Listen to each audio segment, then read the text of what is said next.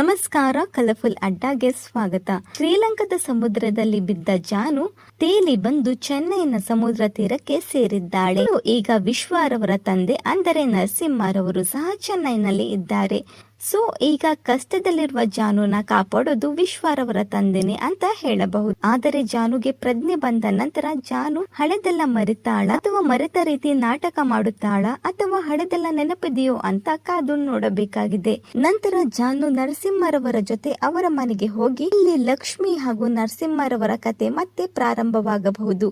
ಅಣ್ಣ ತಂಗಿ ಮತ್ತೆ ಒಂದಾಗಬಹುದು ಹಾಗೂ ಸ್ವಲ್ಪ ದಿನದ ಮಟ್ಟಿಗೆ ಜಾನು ಜಯಂತ್ ಕಣ್ತಪ್ಪಿಸಿ ಇರಬಹುದು. ಆದರೆ ತುಂಬಾ ಸಮಯ ಇರೋದಕ್ಕೆ ಆಗಲ್ಲ. ಇನ್ನಾದರೂ ಜಯಂತ್ಗೆ ಬುದ್ಧಿ ಬರುತ್ತಾ ಇಲ್ಲವಾ ಅಂತ ಕಾದು ನೋಡಬೇಕಾಗಿದೆ. ಜಾನು ಮತ್ತೆ ವಾಪಸ್ ಬಂದಿದ್ದು ನಿಮಗೆ ಖುಷಿ ಆಯ್ತಾ ಇಲ್ಲವಾ ಅನ್ನೋದನ್ನ ಕಮೆಂಟ್ ಮೂಲಕ ತಿಳಿಸಿ. ನಮ್ಮ ವಿಡಿಯೋ ಇಷ್ಟವಾಗಿದ್ದರೆ ಲೈಕ್ ಮಾಡಿ ಹಾಗೂ ಶೇರ್ ಮಾಡಿ. Thank you.